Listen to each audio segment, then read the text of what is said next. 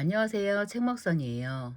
오늘은 창밍의 두 번째 설날 책 읽어드릴게요. 안녕하세요, 써니군. 오늘도 여전히 예쁘게 자고 있습니다. 창밍은 신이 났어요. 팽팽한 마수 그로브 초등학교와의 축구 시합에 학교 대표로 나가게 되어서요. 시합은 얼마 안 있어 열릴 거예요. 창밍은 당장 그 소식을 엄마 아빠에게 알리고 싶어 안달이 났어요.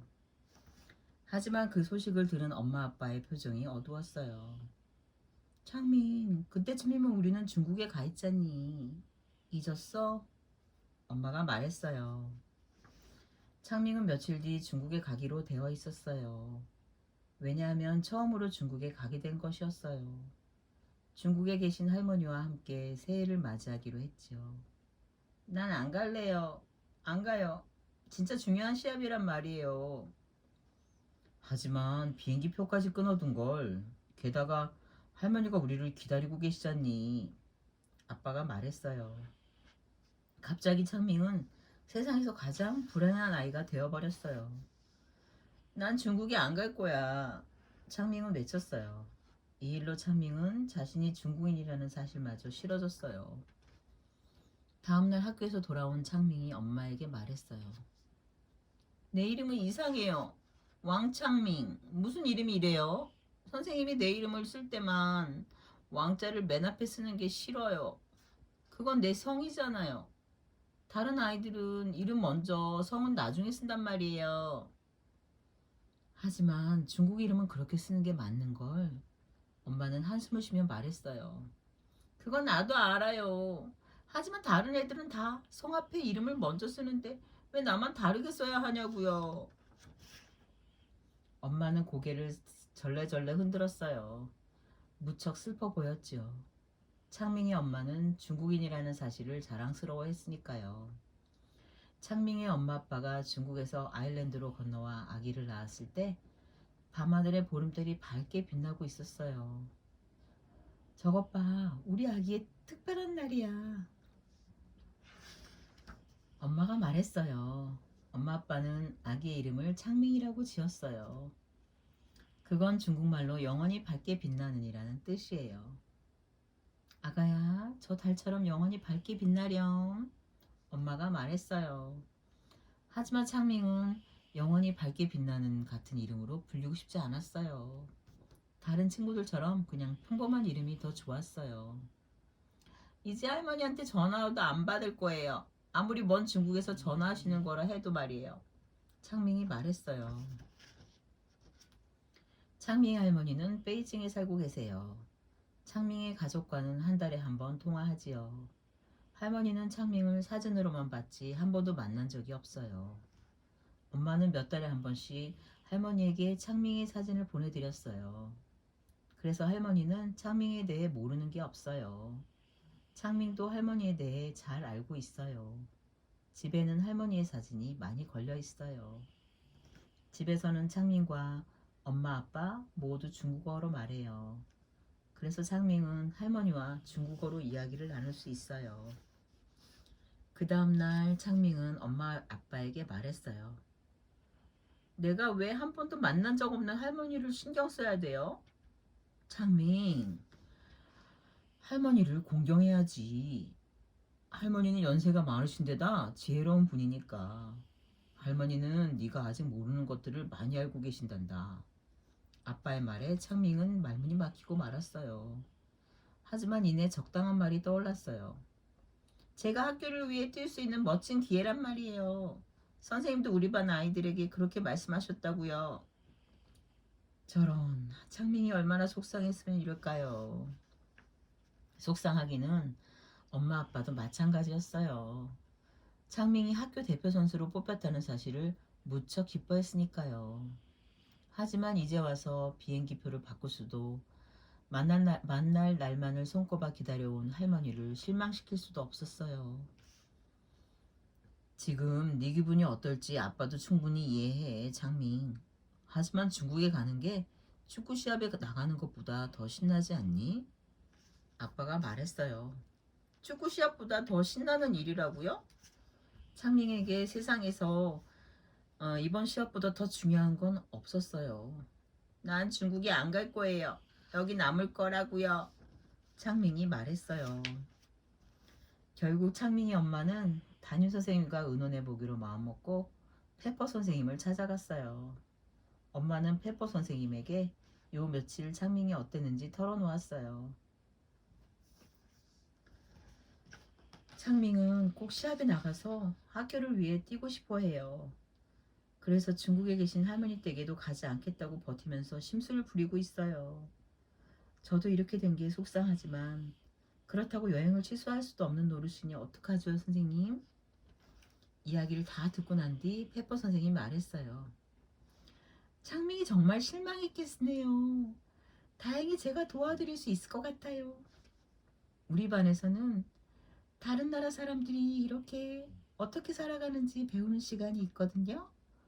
레바티는 인도에서 왔는데 레바티의 어머니가 학교에 오셔서 아이들에게 인도 카레 만드는 법을 가르쳐 주신 적이 있어요. 정말 맛있었지요. 또 한 번은 에런제도 출신인 로이진의 아버지가 오셔서 턴 휘슬을 연주해 주셨고요.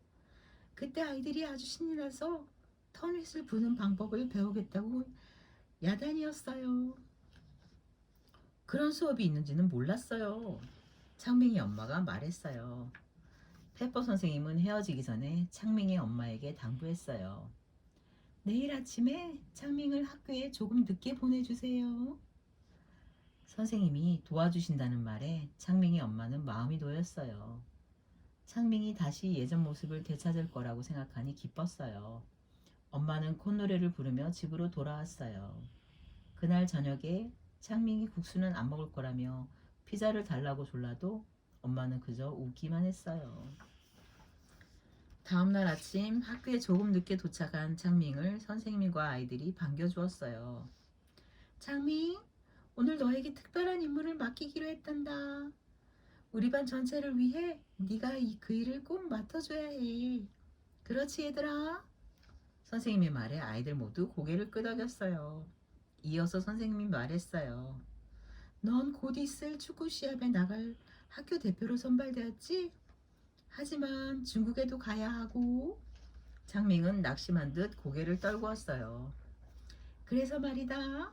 우리는 너를 축구 시합 대신 중국의 학교 대표로 보내기로 결정했단다.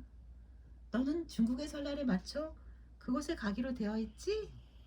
올해 중국의 설날은 2월 초에 시작되더구나. 중국의 설날은 이곳 아일랜드의 설날과는 아주 다르지. 우리 모두 중국의 설날이 어떨지 궁금하거든. 그래서 너에게 이걸 부탁하기로 했단다. 선생님은 창민에게 두 가지를 건네주었어요. 하나는 학교 사진기였고 또 하나는 커다란 공책이었어요. 붉은 천으로 쌓인 아주 특별한 공책이었지요. 이 공책에 중국을 담아오는 거야. 중국에 가서 네가 본 것들을 사진 찍고 기록해 오는 거지. 그리고 돌아왔을 때 네가 본 걸 우리 모두에게 보여주고 얘기해 주렴. 그날은 하루 종일 중국의 설날에 대해 배우는 날로 정할 테니까 말하자면 넌 우리 반의 특파원이 되는 거야. 선생님이 설명해 주었어요. 반 아이들 모두가 박수를 쳐주었어요. 창민도 신이 났어요. 어쩐지 잘해낼 수 있을 것 같았어요. 창민은 중국에서 보게 될 것들을 모두 사진으로 찍고 또 기록하기로 마음먹었어요. 우리 반 특파원 창민 중국에 가다. 선생님은 이 일이 축구 시합만큼이나 중요한 일이라고 말했어요. 그리고 창민이 다음 시합에는 꼭 나갈 수 있기를 바란다고 말했어요. 두 가지를 모두 할 수 있으니 창민은 운이 좋은 아이라고도 했어요. 선생님이 미소를 지어 보이자 창민도 마침내 환하게 웃었어요. 창민은 최고의 특파원이 될 거예요. 그 주 토요일에 창민은 베이징으로 가는 비행기를 탔어요. 그때부터 창민은 기록을 시작했어요.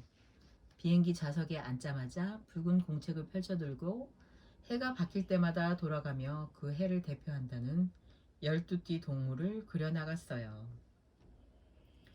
창밍은 12띠 동물 이야기를 엄마에게 들었어요. 아주 먼 옛날 옥황상제가 새해 잔치에 동물들을 초대했어요. 소식을 듣고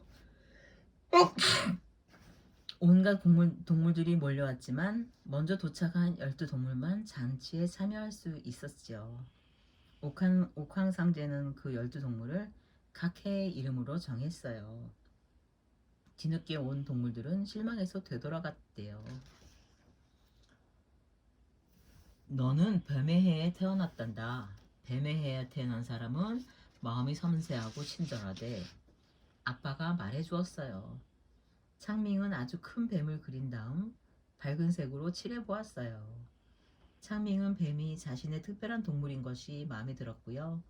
그 다음으로 12띠 순서에 따라서 쥐, 소, 호랑이, 토끼, 용, 말, 양, 원숭이, 닭, 개, 돼지를 차례로 그렸어요. 엄마는 창밍이 그림 그리는 것을 지켜보면서 빙그레 웃었어요. 창밍의 가족은 12시간을 날아간 끝에 베이징에 도착했어요. 창밍은 이미 지쳐 있었어요. 공항을 벗어나자 창밍은 주위를 열심히 둘러보았어요. 어디에나 사람들이 넘쳐났어요. 설을 맞아 고향에 가기 위해 기차나 버스, 비행기를 타려는 사람들로 붐볐어요. 중국 설은 아일랜드의 크리스마스랑 비슷하구나. 그보다 더 정신없긴 하지만 창밍은 생각했어요. 그래도 우린 운이 좋은 거야. 할머니가 바로 이 도시에 살고 계시니까. 아빠가 말했어요. 창밍은 엄마 아빠와 함께 할머니 댁으로 가는 버스를 탔어요. 창밍은 지금껏 베이징 같은 도시를 본 적이 없었어요. 차선이 여러 개 있는 큰 도로에다 40층이 넘는 아파트들이 수도 없이 늘어서 있었어요. 그 너머로 절과 탑, 오래된 성벽도 보였어요. 어느 길에나 자전거가 넘쳐났지요. 창밍은 새로 보는 것마다 사진을 찍어댔어요. 버스는 이내 시내 한가운데 멈춰섰어요. 할머니는 저기 마오얼 후뚱이라는 옛 골목길 안에 살고 계신단다. 마오얼 후뚱은 중국말로 고양이 귀 골목이란 뜻이지. 저기 있던 옛날 집들은 대부분 헐리고 그 자리에 빌딩과 아파트가 들어섰는데 할머니 댁은 예전 그대로 남아있단다. 아빠가 말했어요. 창밍은 양옆에 돌 사자성이 세워진 빨간 대문을 발견했어요. 엄마가 대문에 달려있는 구리 손잡이를 돌리자 대문이 열리고 온갖 식물로 가득한 뜰이 눈앞에 나타났어요. 뜰을 가운데 두고 방 4개가 빙 둘러져 있었어요. 이 뜰 덕분에 할머니 댁은 겨울에 부는 찬바람에도 봄에 부는 먼지바람에도 끄떡없단다. 엄마가 말했어요. 그때 창밍이 할머니가 방문을 활짝 열고 나왔어요. 할머니는 새해를 맞아 나쁜 기운들을 몰아내느라 집안을 쓸고 닦고 있었던 모양이에요. 창밍의 가족을 보자마자 할머니는 빗자루를 내던지며 소리쳤어요. 아이고 창밍, 우리 손자, 아이고 왔어요. 할머니의 주름진 얼굴에 웃음이 가득 퍼졌어요. 할머니는 창밍을 꼭 껴안았어요. 창밍은 이상하면서도 행복한 기분이 들었어요. 하루하루가 빠르게 지나갔어요. 창밍은 아빠를 도와 설맞이 준비를 했어요. 커다란 빨간 종이에 행운을 뜻하는 글귀를 적어 대문 양쪽에 붙였어요. 그런 다음 창밍은 머리를 자르러 갔어요. 새해를 맞아 머리를 자르면 복이 온다고 할머니가 말해주셨어요. 머리카락이 바닥에 떨어지는 것을 보고 창밍은 눈을 질끈 감고 소원을 빌었어요. 우리 학교가 그로브 초등학교를 이어서 제가 다음 시합에 꼭 나갈 수 있게 해주세요. 할머니는 특별한 잔치를 열 거라고 했어요. 엄마와 할머니는 여기저기 온갖 아름다운 꽃으로 장식하고 집안 곳곳에 향을 피웠어요. 그리고 생선과 닭고기로 손님들에게 대접할 맛있는 요리를 만들었어요. 돼지고기와 채소로 속을 채운 만두도 빚었어요. 어떤 만두에는 동전을, 어떤 만두에는 대추를 넣었어요. 설에 동전이 들어간 만두를 먹으면 부자가 된단다. 할머니가 설명해 주었어요. 그리고 대추가 들어간 만두를 먹으면 행운이 오지. 엄마가 말했어요. 창밍의 가족은 함께 나가 잔치 때 입을 중국 전통 의상을 샀어요. 이 옷 더블린에 가져가도 돼요? 창밍이 묻자 할머니가 대답했어요. 물론이지. 가서 친구들에게 말해주렴. 새해에 중국 사람들은 붉은 옷을 입는다고 말이야. 그건 붉은색이 나쁜 기운을 쫓아낸다고 믿기 때문이란다. 그래서 너한테도 빨간 양말을 사준 거지. 그리고 말이다. 할머니가 비밀 하나 알려줄까? 할머니 한쪽 눈을 찡긋거리며 말했어요. 이 할미는 올해도 행운과 행복이 오라고 빨간 속옷을 입었단다. 하지만 친구들한테는 이 얘기는 절대 하면 안 돼. 장밍은 킥킥 웃었어요. 아무래도 할머니의 비밀을 지키기는 어려울 것 같아서요. 창밍은 속옷만 입고 있는 할머니의 모습을 공책에 그렸어요. 물론 할머니에게는 보여드리지 않았지만요. 잔치는 정말 멋졌어요. 한밤중이 되자 모두 함께 만두를 먹었어요. 창밍이 그렇게 늦게까지 안 잔 건 그때가 처음이었어요. 하지만 오래지 않아 슬슬 눈이 감기기 시작했어요. 창밍은 사람들이 웅성대는 소리와 폭죽 터지는 소리를 들으며 잠자리에 들었어요. 어른들은 밤을 꼬박 새고 설맞이를 했어요. 새해가 밝은 다음에도 며칠 동안 할 일이 많았어요. 새해 첫날에 창밍은 행운을 가져다 준다는 붉은색 돈봉투를 받았어요. 둘째 날에는 가족이 함께 모여 조상을 기리는 차례를 올렸어요. 할머니 말씀으로는 그날은 개의 날이기도 하니까 지나가다 개와 마주치면 아주 친절하게 대해야 한다고 말씀하셨어요. 가장 신나는 날은 정월 대보름이었어요. 할머니 댁으로 손님이 많이 찾아왔어요. 모두 함께 동그랗고 달콤한 떡을 나눠 먹었어요. 떡 속에는 온갖 신기하고 맛있는 것들이 들어있었어요. 창밍은 할머니와 함께 밖으로 나가 연등에 불을 밝혔어요. 연등을 밝혀두면 길 잃은 영혼들이 하늘로 가는 길을 찾을 수 있단다. 할머니가 말했어요. 수많은 사람들이 저마다 불 밝힌 연등을 들고 거리와 공원을 돌았어요. 정말 멋진 축제였지요. 어디선가 커다란 목소리와 자바라 소리가 들려왔어요. 알록달록하게 꾸민 커다란 용이 춤을 추며 지나가자 사람들은 환호했어요. 장밍, 좋은 소식이 있단다.